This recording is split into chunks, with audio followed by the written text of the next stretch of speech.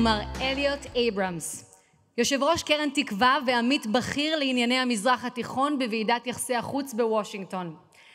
אייברמס שימש כסגן עוזר לנשיא ארצות הברית וסגן יועץ לביטחון לאומי בממשל ג'ורג' W. בוש. הוא גם שימש כסגן מזכיר המדינה בממשל רייגן, חבר בוועידת ארצות הברית בנושא חופש דת וחבר המועצה האמריקנית לזיכרון השואה. I will switch to English now just to tell you a short story that has probably gone under your radar, but it has made headlines where I come from, in New York. You know, next month, the Tikva Fund in the United States will host its annual Jewish Leadership Conference, which originally was supposed to take place at the Museum of Jewish Heritage in Lower Manhattan. But then the organizers made a very controversial decision to invite Florida Governor Ron DeSantis to discuss how his policies contributed to the growth of the Jewish life in his state. And guess what? The museum canceled them. Elliott did not stay silent on this matter. And then the museum later claimed that the cancellation was due to lack of space and complicated security arrangements, but we here know better. So Elliott Abrams, welcome to Israel, a country that still leans more Florida than New York, and we wish to keep it this way. How do we do it? Come tell us. ואני רק אגיד בינתיים שמי שצריך תרגום מאנגלית לעברית, or from English to Hebrew, יש לכם תרגום סימולטני, יש עמדה בחוץ, ואני רואה שחלקכם עם אוזניות, אבל אני יודעת שחלק לא ממש יודעים שזה קיים. Elliott? There you are.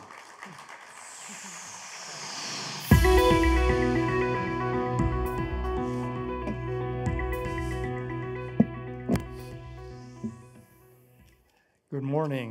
Thank you. I'm delighted to be here today with all of you. I apologize for speaking English. Maybe next year or the year after, Hebrew. Last year I had the honor to succeed Roger Hertog as chairman of Tikva. It is a great honor, and working with Eric Cohen in New York and Amiad Cohen here, and with our board has been a wonderful opportunity. I think Tikva's many activities are having a real and very positive impact both here and in the US. Now, this is a conference about Israeli conservatism, but I want to speak briefly about a related but different subject, American conservatism. As Israelis, you must be interested in and concerned about, perhaps very worried about, politics in the United States. As an American, I'm here to learn about the conservative movement in Israel, but as an American, perhaps I can shed light on what's happening back home in the United States. You would be justified in being worried in many ways. Is the United States now entering a period of isolationism with some supporters in both political parties? Will the United States pivot to China and withdraw from the Middle East? Is the culture being taken over by woke demands? How do you say woke in Hebrew? Maybe woke. And by a growing denunciation of America's past. Is the conservative movement and is the Republican Party deeply split and perhaps coming apart? What's the impact of all of that on US support for Israel and on the American Jewish community? Here is my punchline. Be concerned, but do not believe all the predictions of doom.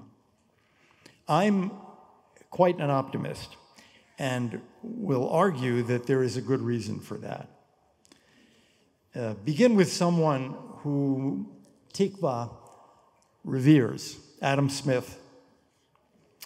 When a man told him their country had lost a critical battle in the American Revolutionary War, and Britain was now ruined, Smith replied, "There is a great deal of ruin in a country." By that he meant something very conservative.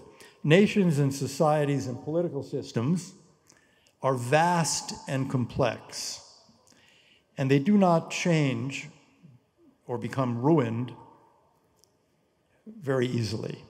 So it is with America.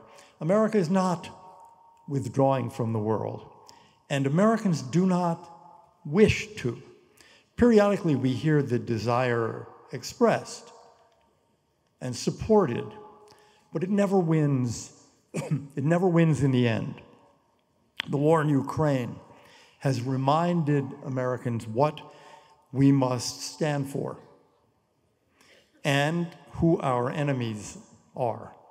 There is vast bipartisan support, over 80%, for the level of assistance the U.S. is giving Ukraine. There is vast and growing concern about China's growing military and economic power. 80% of Americans say international trade is good for the United States and good for them as consumers and helps their standard of living. So there is no majority trying to stop trading and pull into a shell. When asked about the United States military presence in the Middle East,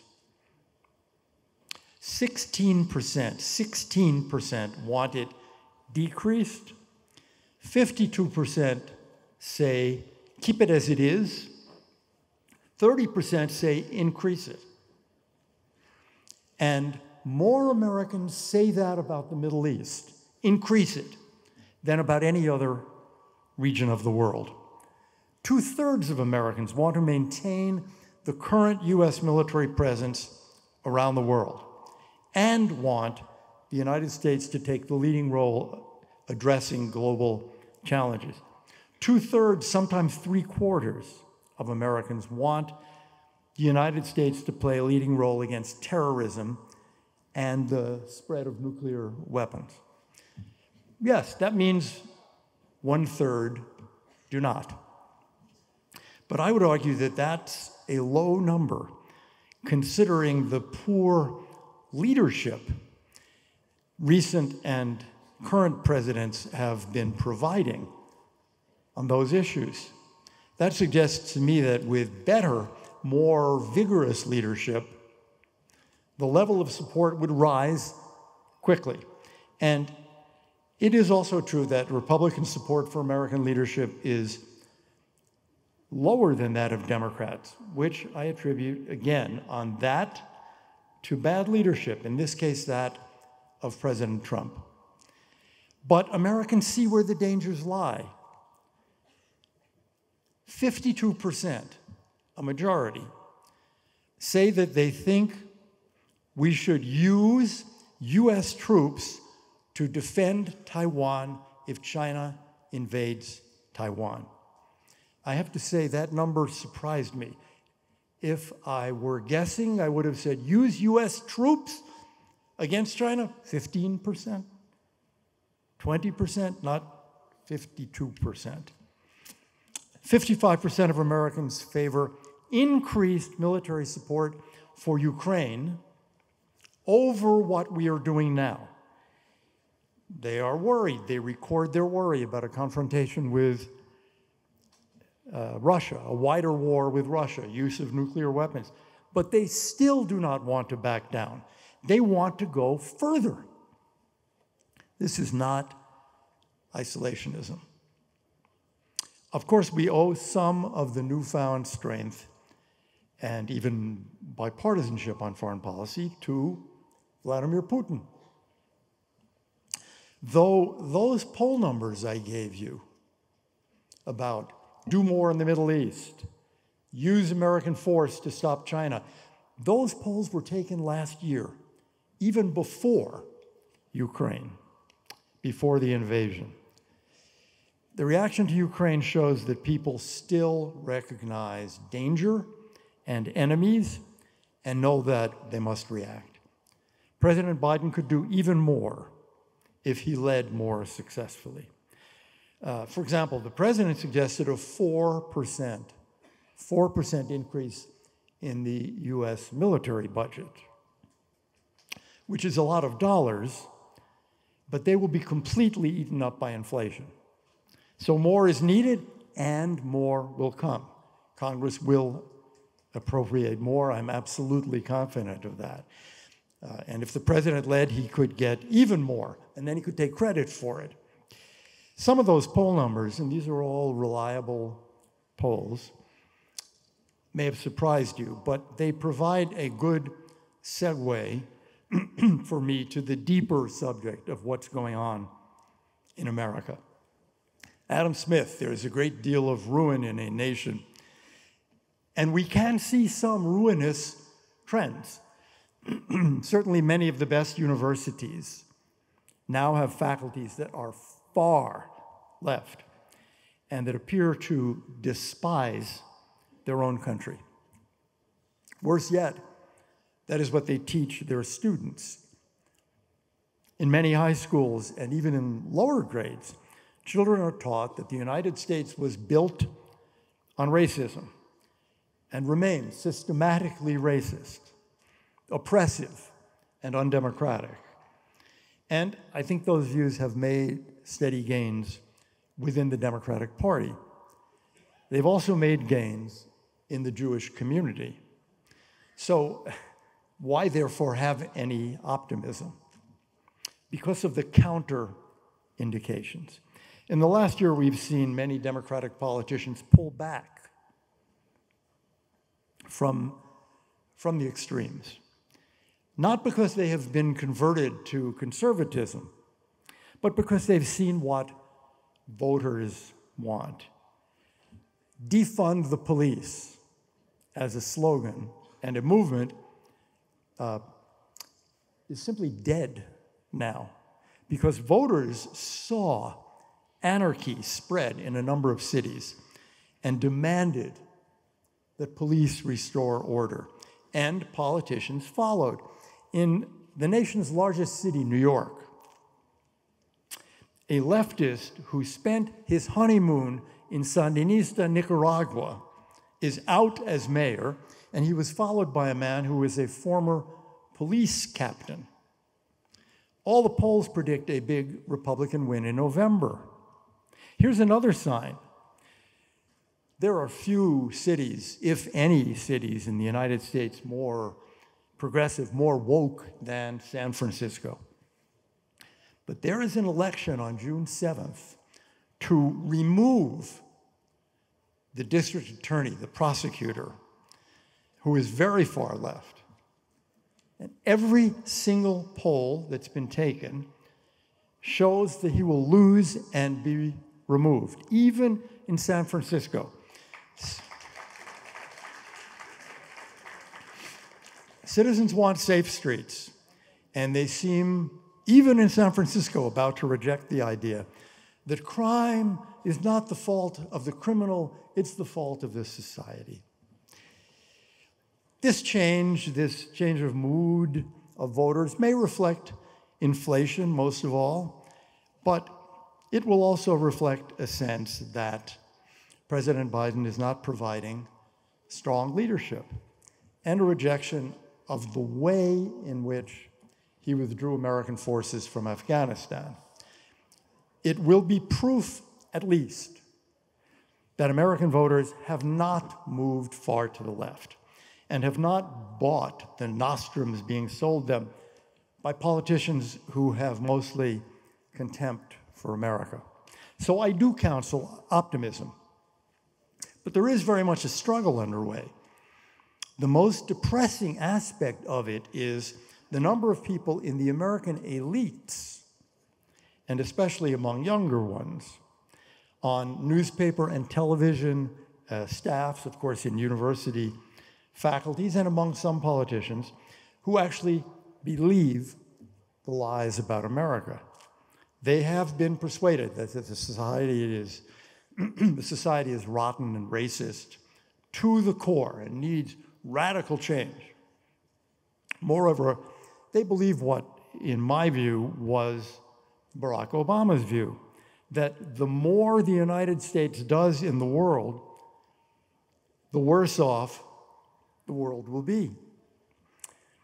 He was not trying to reduce the American role in order to save money, but rather because of what he saw as the sins and crimes of the past.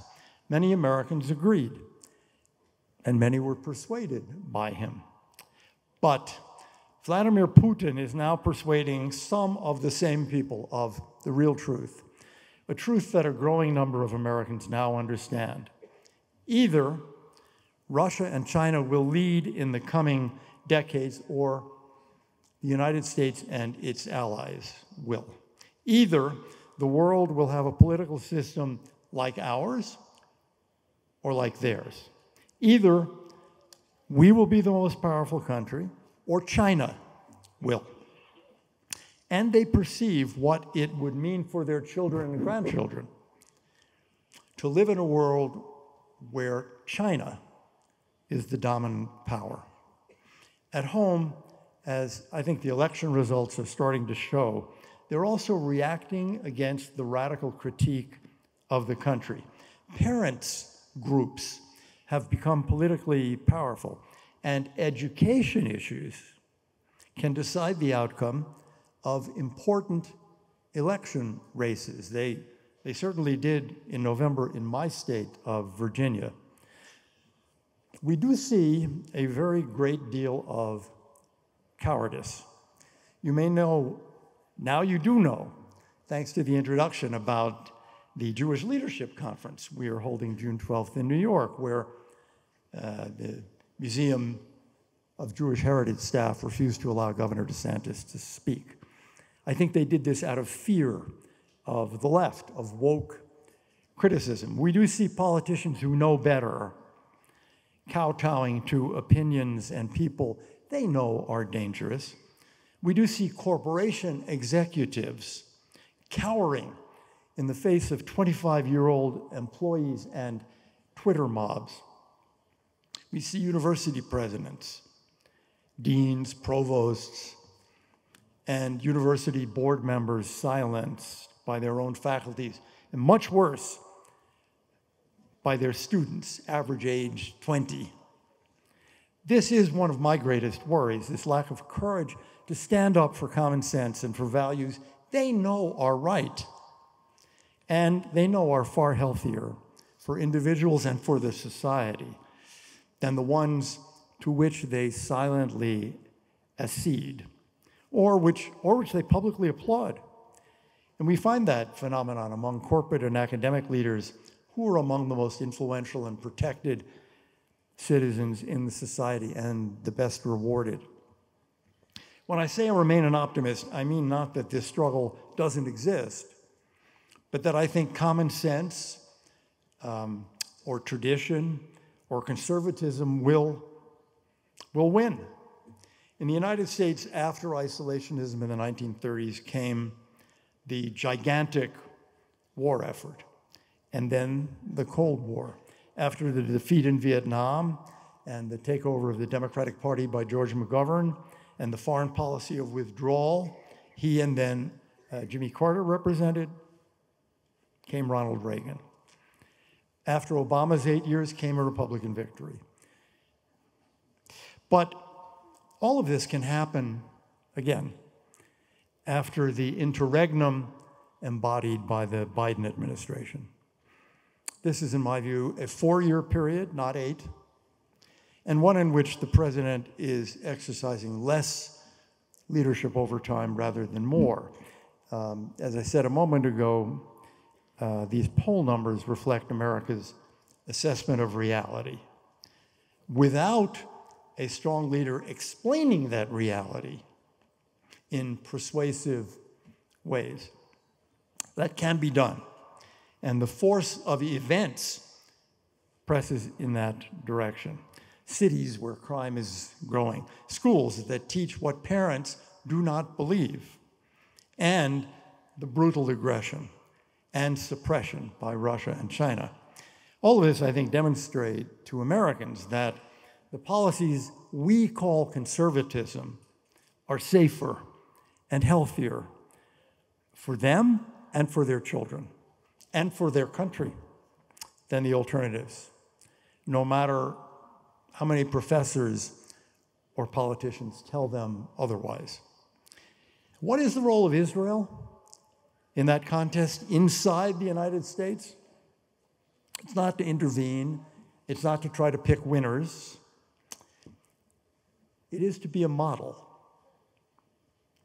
This society, like all societies, has flaws and problems and deficiencies, and of course, enemies. But an Israel that shows the benefit of demanding energy independence. An Israel that shows there is no substitute for military might. An Israel that unleashes ambitions and intellect to build new companies and industries. An Israel that values religion and tradition. An Israel that values children because it is confident of its future. Well, all of that is where Israeli conservatism and American conservatism meet and can strengthen each other. As an American conservative, it is obvious to me that we need you and that you need us, which is, my friends, why Tikva is sponsoring this conference and is so delighted to see all of you here today. Thank you. Thank you.